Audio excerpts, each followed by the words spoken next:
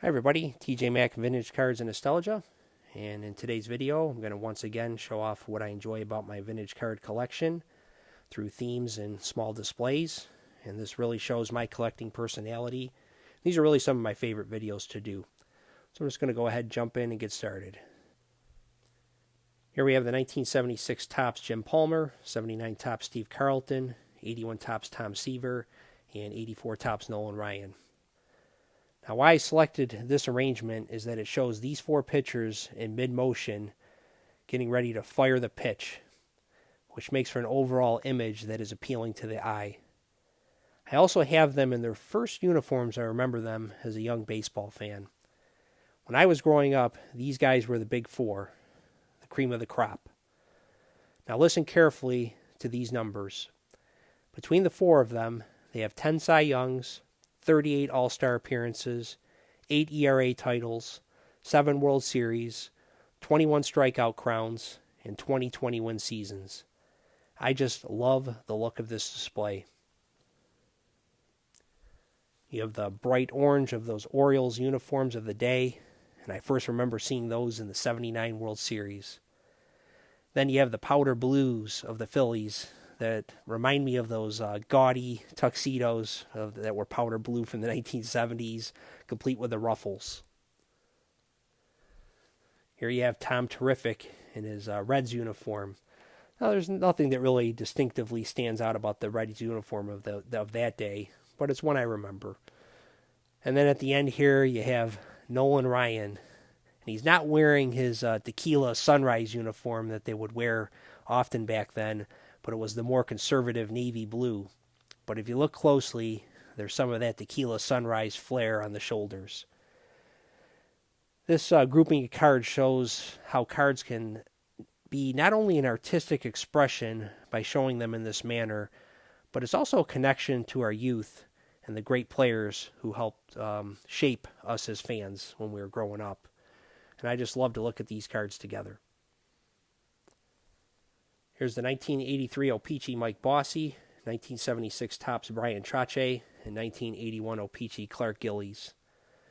Now this is maybe the greatest line to ever play hockey. They certainly had the longevity playing together from 1977 to 1987.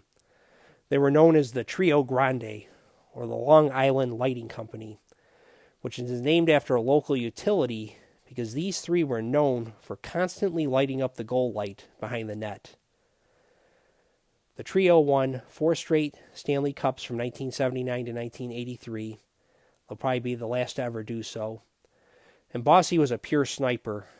Trache was a playmaker, and Gillies was a rugged, physical player who worked the corners. Now in the 77-78 season, Bossy set a record with 53 goals, and then he had 69 in his second season. Trache also had a banner year in their second season together. He led the league in scoring and was named the league MVP. And then Gillies established himself as a leader, and he was a significant scoring threat of the day, having 4 consecutive years scoring 30 or more goals. He also had 319 goals and 697 points, which were really high numbers for an enforcer of the day. They weren't really known for their goal scoring and playmaking. Now, all three of these players are in the National Hockey League Hall of Fame, or the Hockey Hall of Fame is probably a better way of saying it, because it's not just NHL players. Here we have the 1965 Topps Sandy Koufax and 1978 Topps Ron Guidry. Now, I read a very interesting comparison in Sports Lifer's weblog, and it talked about these two players. They were both left-handed pitchers who began their careers in New York. Each spent his whole career with one team. Koufax pitched 12 full seasons. Guidry pitched 12 full seasons and parts of 2 others. Guidry was 170 in 91. Koufax was 165 in 87. Each was a 3-time 20-game winner. Each struck out 18 batters in a single game.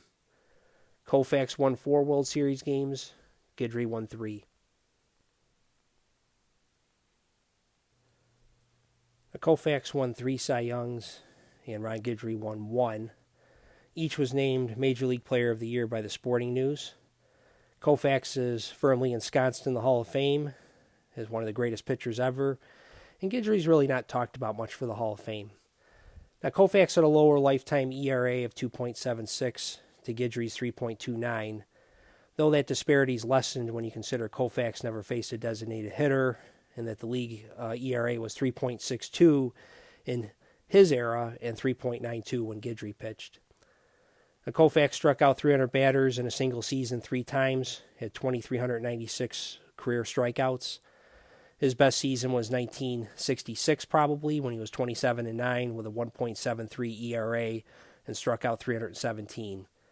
Guidry's best season was 1978 when he was 25-3 with a single season high of 248 strikeouts, and he had a 1.74 ERA.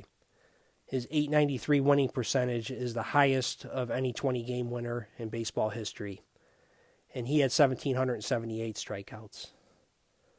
So this point of this is not to say that Ron Guidry was as good as Sandy Koufax, because he certainly wasn't.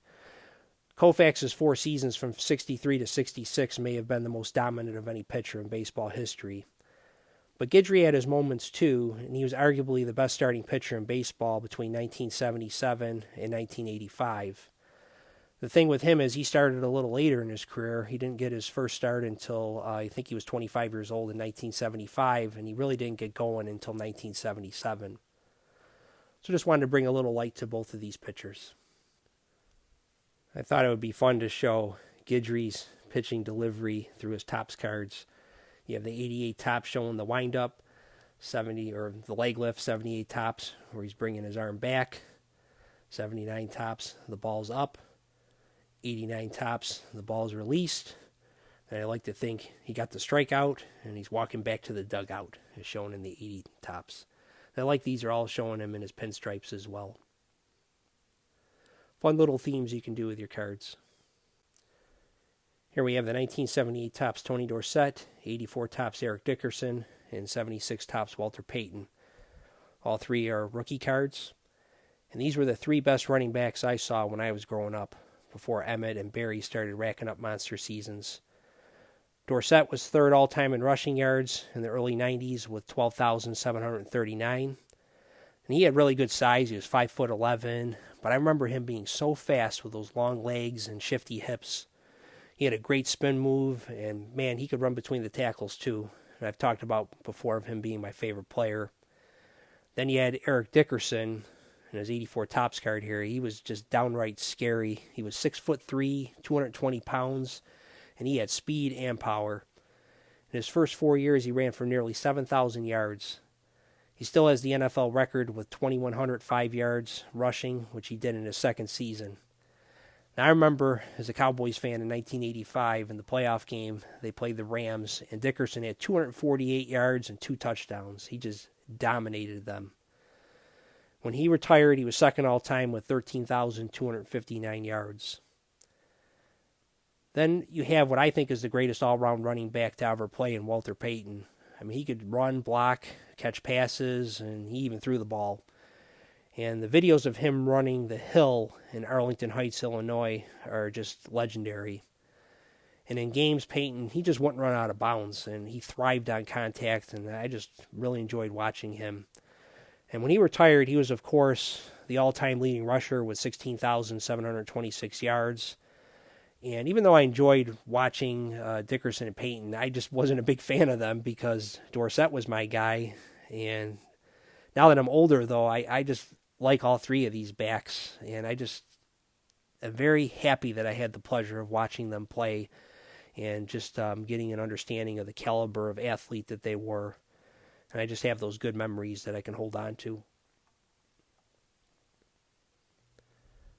I'm going to finish today with a recent acquisition that fits right in with these 2 great pitchers that I'm showing here, and Mickey Lolich and Denny McLain.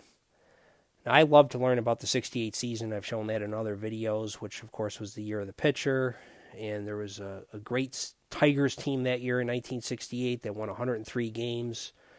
And of course you have Lolich, who was the hero of the 68 World Series. He went 3-0 with a 1.67 ERA, including besting Bob Gibson in Game 7. And then you have Denny McLain here. These are both rookie cards, by the way. And McLean won 31 games and had a 1.97 ERA, winning both the American League MVP and Cy Young. And I thought it would be really cool. This is a recent acquisition that I wanted to add this card to the grouping.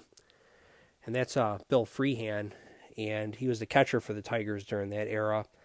And this is not his rookie card. This is his first solo card in 1964.